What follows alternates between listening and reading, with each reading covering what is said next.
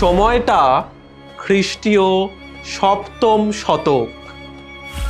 গুপ্ত সাম্রাজ্যের ভাঙন ও হর্ষবর্ধনের মৃত্যুর পর ভারতে কেন্দ্রীয় শক্তি ও শাসন ব্যবস্থা ভেঙে পড়ে। উত্তর ও দক্ষিণ ভারতে গড়ে ওঠে ছোট ছোট স্বাধীন রাজ্য। এই সুযোগে বিদেশি আক্রমণকারীরা ভারতের বিরুদ্ধে অভিযান চালায়। শেষ পর্যন্ত দ্বাদশ শতকে মূলত তুর্কিদের নেতৃত্বেই সুলতানি শাসন প্রতিষ্ঠিত হয়, কিন্তু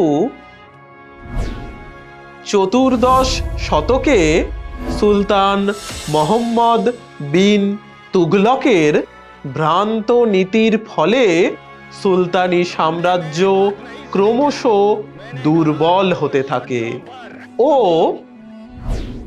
সেই সুযোগেই ভারতে আবার উত্থান ঘটে একাধিক আঞ্চলিক স্বাধীন রাজ্যের।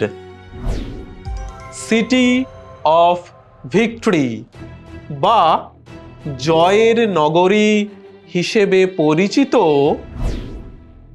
এমনই এক দক্ষিণ ভারতীয় আঞ্চলিক রাজ্যের কথা বলবো তোমাদের। রামায়ণের কিষ্কিন্ধা কাণ্ডেও এই রাজ্যের উল্লেখ রয়েছে। এর রাজধানী হাম্পি নগরীর নামের উৎপত্তি হয়েছে স্থানীয় মাতৃকা দেবী পম্পা দেবীর নাম থেকে।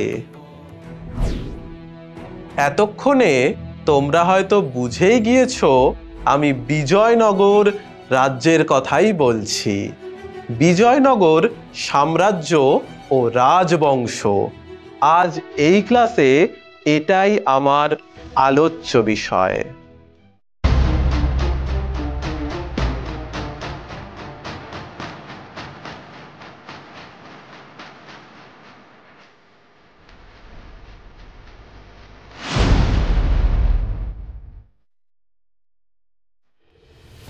বিজয়নগরের কথা তো বলবো, কিন্তু কিভাবে ও কোন কোন উপাদান থেকে আমরা এই জায়গার ইতিহাস জানতে পারি?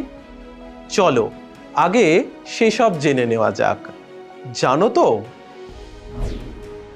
ব্রিটিশ প্রযুক্তিবিদ ও প্রত্নতত্ত্ববিদ colonel Colin Mackenzie East India কোম্পানির কর্মচারী হিসেবে প্রথম এই এলাকার নকশা তৈরি করেন।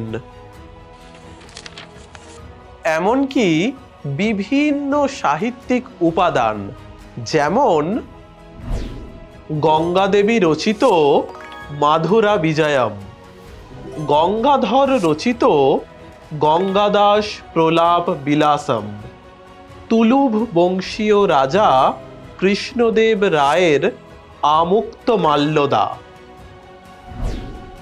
প্রভৃতি থেকে উঠে আসে বিজয়নগরের ইতিহাস। আর জানো,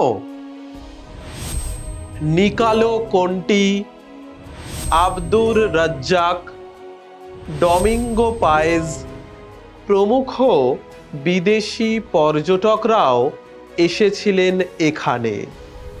তাই তো তাদের লেখনীতেও ফুটে উঠেছে বিজয়নগর সাম্রাজ্য ও রাজবংশের খুঁটিনাটি নানান তথ্য।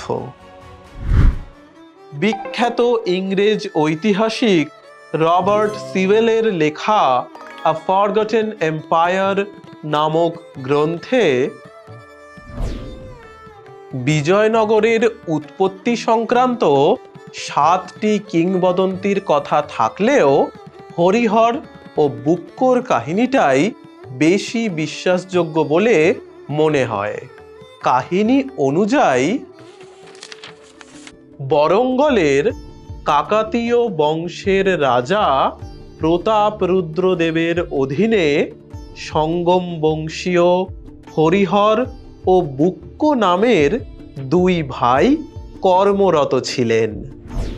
কিন্তু সুলতানের বাহিনী বরঙ্গল আক্রমণ করলে এই দুই ভাই হোয়সল রাজ তৃতীয় বীর বল্লালের রাজ্যে আশ্রয় ও চাকরি নেন।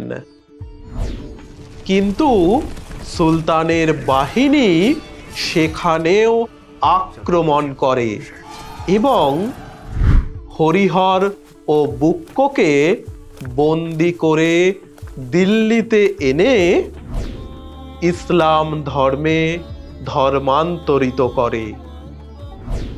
পরবর্তীতে দাক্ষিণাত্যে বিদ্রোহী হিন্দুদের দমনের জন্য সুলতান তাদের পাঠালে তারা পুনরায় হিন্দু ধর্ম গ্রহণ করে 1336 খ্রিস্টাব্দে প্রতিষ্ঠা করেন স্বাধীন বিজয়নগর সাম্রাজ্যের।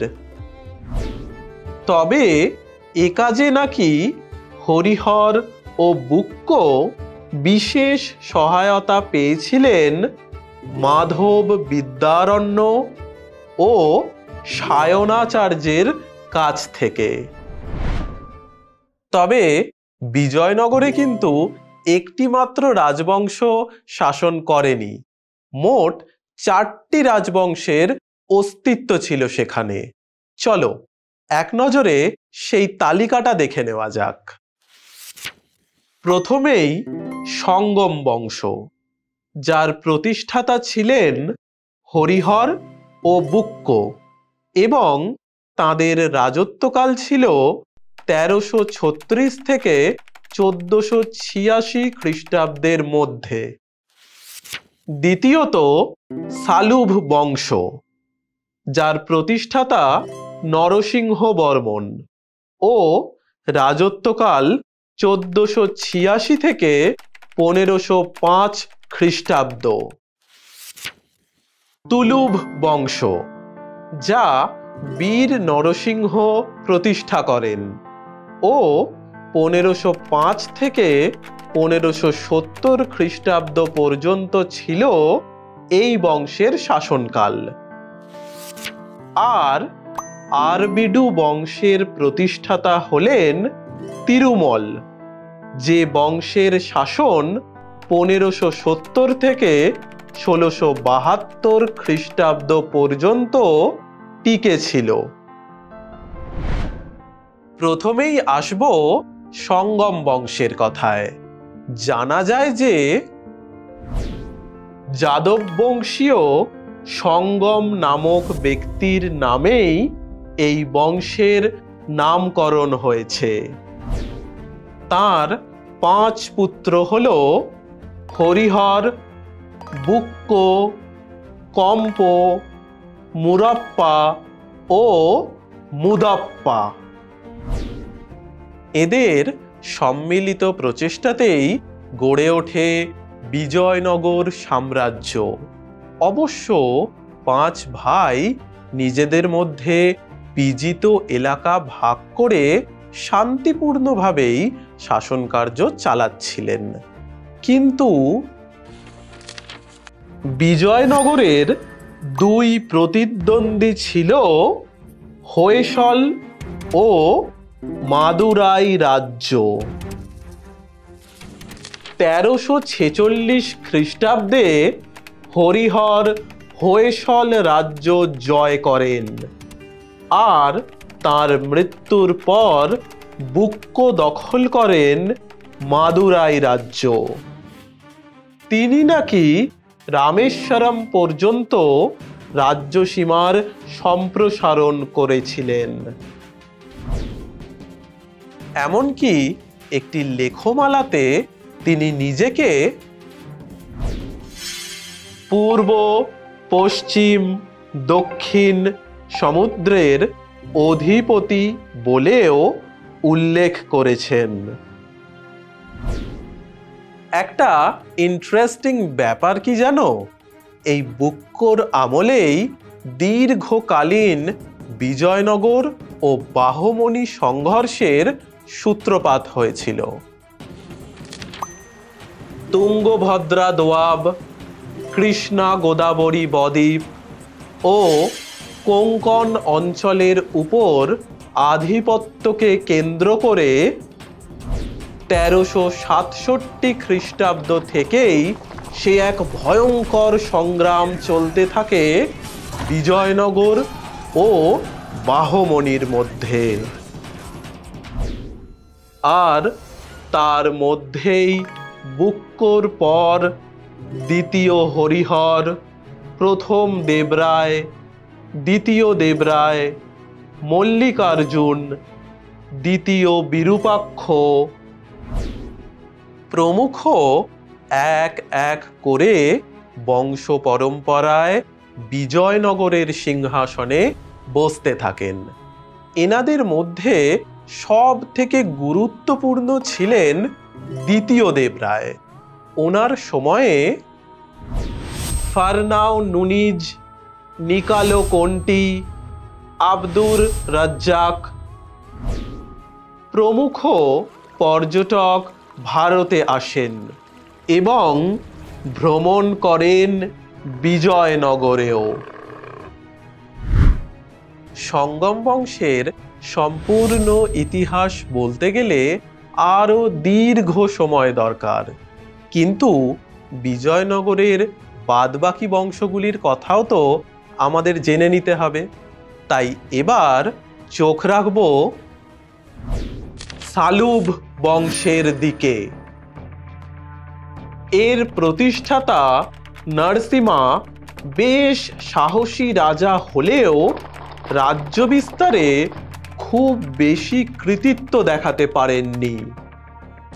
তার পুত্র ইম্মাদি নরসিংহের আমলে জনৈক সেনাপতি নরসনায়ক সব ক্ষমতা দখল করে নেন। এমনকি নরসনায়কের পুত্র বীর নরসিংহ তখনকার দুর্বল রাজা ইম্মাদিকে হত্যা করলে শুরু হয় তুলুভ বংশের শাসন। বিজয়নগরের ইতিহাসে তুলুভ বংশ সব থেকে গুরুত্বপূর্ণ। কিন্তু কেন? আসছি সেই কথাতেই। বীর নরসিংহের কার্যকলাপ উল্লেখযোগ্য হলেও তাঁর মৃত্যুর পর সৎ ভাই কৃষ্ণদেব রায় সিংহাসনে বসলে এক অভিনব পর্বের সূচনা হয়। রাজা কৃষ্ণদেব রায়ের রাজত্বকালে অভ্যন্তরীণ ও বৈদেশিক সকল সমস্যার সমাধান হয়। একেবারে শুরুতেই তিনি বাহমনি সুলতান মামুদ শাহকে প্রতিহত করে একে একে রায়চুর দুর্গ, গুলবর্গা দুর্গ ও বিদরের বারিদ দুর্গ দখল করে নেন। এমনকি ওড়িশা আক্রমণ করে জয় করে নেন উদয়গিরি ও কোন্ডাভিডু অঞ্চল। তেলেঙ্গানার রাজামুন্দ্রি ও ভেঙ্গির মতো গুরুত্বপূর্ণ এলাকাতেও ক্ষমতা বিস্তার করেন তিনি। এখানে একটা দরকারি তথ্য দিই।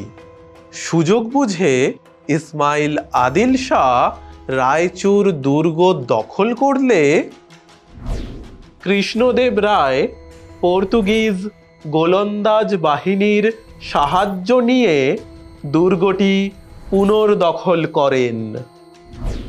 সাম্রাজ্য বিস্তার প্রসঙ্গে পর্তুগিজ পর্যটক নুনিজ লিখেছিলেন, এরপর কৃষ্ণদেব বিজাপুর দখল করে গুলবর্গা ধ্বংস করে দেন। এটি ছিল তাঁর শেষ সামরিক অভিযান। আচ্ছা, আমরা কি শুধুমাত্র রাজনীতির কথাই বলবো? যেহেতু রাজবংশের কথা হচ্ছে, তাই রাজনীতির কথা তো একটু বেশি এসে পড়বে। কিন্তু কৃষ্ণদেব রায়ের কথা বললে সংস্কৃতির দিকটাও উল্লেখ করা প্রয়োজন। সকল ধর্মের প্রতি তার অপার ভক্তিভাব থাকলেও আসলে তিনি ছিলেন বৈষ্ণব। এই প্রসঙ্গে দুয়ার্তে বারবোসা লিখেছেন, তার সাম্রাজ্যে যে কেউ আসতে পারত, কেউ তাকে প্রশ্ন করত না যে সে খ্রিস্টান, ইহুদি, মূর নাকি ধর্মহীন ব্যক্তি। এমনকি হাজারা রাম মন্দির বা বিঠ্ঠল মন্দিরের মতো অপূর্ব স্থাপত্য কীর্তিও কৃষ্ণদেবের আমলেই তৈরি হয়। কৃষ্ণদেব রায়ের আমলে এত অস্থির রাজনৈতিক পরিস্থিতি, তাও সৃষ্টিকর্মে তাঁর জুড়ি মেলা ভার। যাই হোক, কৃষ্ণদেব রায় নাকি তাঁর মৃত্যুর আগেই সৎ ভাই অচ্যুত রায়কে উত্তরাধিকারী মনোনীত করেছিলেন। কিন্তু কৃষ্ণদেবের শ্যালক রাম রায় এর বিরোধিতা করলে অচ্যুত রায় তাঁকে অর্থের বিনিময়ে শান্ত করেন। তবে অচ্যুত রায় আবার ক্ষমতা পেয়ে বিলাসিতায় ডুবে গেলে সমস্তটাই গ্রাস করেন রাম রায়। অবশ্য এই রাম রায়ের অতি সক্রিয়তা এবং ঔদ্ধত্যের জন্য গোলকোন্ডার শাসক ইব্রাহিম কুতুব শাহের নেতৃত্বে মুসলিম রাজ্যগুলি ঐক্যবদ্ধ হয় বিজয়নগরের বিরুদ্ধে। আর এর পরিণতিতেই রাক্ষস তাংড়ি গ্রামের কাছে তালিকোটা এলাকায় শুরু হয় তালিকোটার যুদ্ধ।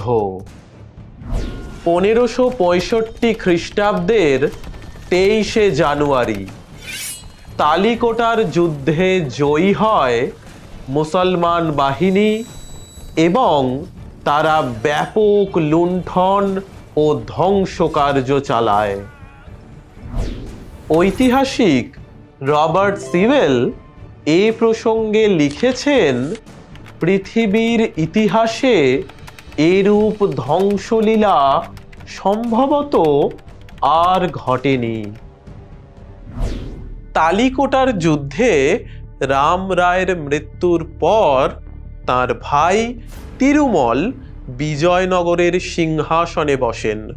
তার বংশটি আরবিডু বংশ নামে পরিচিত হয়। এর পরবর্তীতে প্রথম শ্রীরঙ্গ, দ্বিতীয় ভেঙ্কট, দ্বিতীয় শ্রীরঙ্গ প্রমুখ সিংহাসনে বসলেও আস্তে আস্তে শাসকদের দুর্বলতায় বিজয়নগরের শেষের দিন গোনার পথ প্রশস্ত করে।